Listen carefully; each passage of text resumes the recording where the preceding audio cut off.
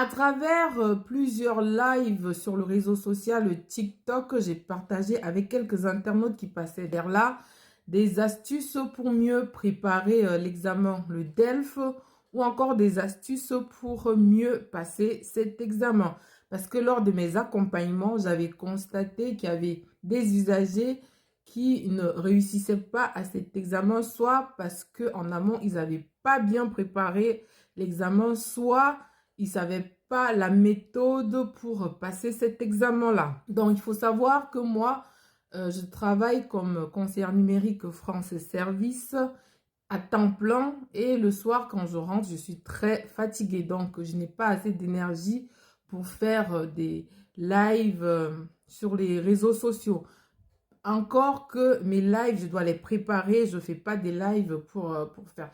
Mes lives ont pour objectif de transmettre et de sensibiliser. Néanmoins, pendant mes périodes d'inactivité comme mes congés, les périodes fériées ou les week-ends, je fais des vidéos, je peux faire des lives.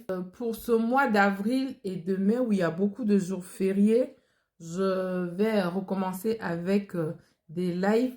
D'autant plus que, comme vous avez écouté aujourd'hui, ce 10 avril 2025, le ministre qui disait qu'il devrait durcir les conditions d'obtention de naturalisation. Donc, si probablement sur ces conditions, il y a le rehaussement du niveau linguistique, forcément, il faudrait non pas seulement préparer le niveau DELF B1 comme c'est le cas actuellement, peut-être également le niveau B2.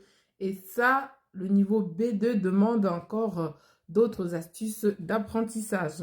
Donc, j'essaierai de dégager un peu de temps pour réaliser des lives et ensemble, on pourra traiter des épreuves type de cet examen comme on a fait dans les précédents lives. Une précision au regard de la future circulaire qui sera envoyée aux préfectures concernant les nouvelles conditions de naturalisation en France. Il faudrait s'attendre côté numérique la mise à jour de votre demande de naturalisation sur le site de l'ANEF.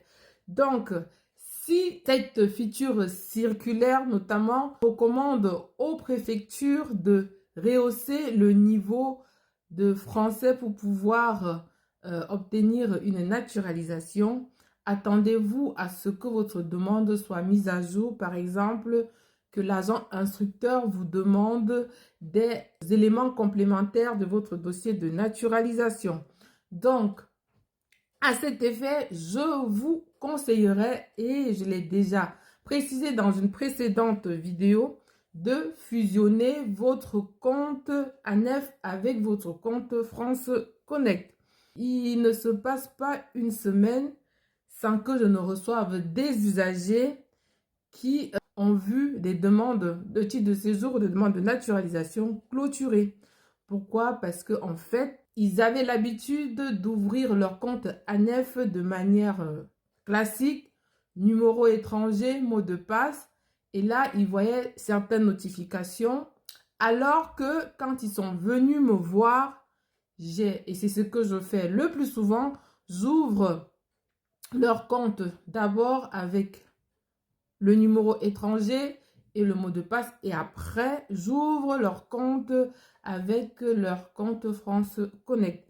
Et là, le plus souvent, je vois des notifications qu'ils ne voyaient pas avec lorsqu'ils ouvraient leur compte avec juste le numéro agrège. Donc, c'est très important. Si vous avez un compte France Connect et un compte étranger, prenez la peine de fusionner les deux comptes.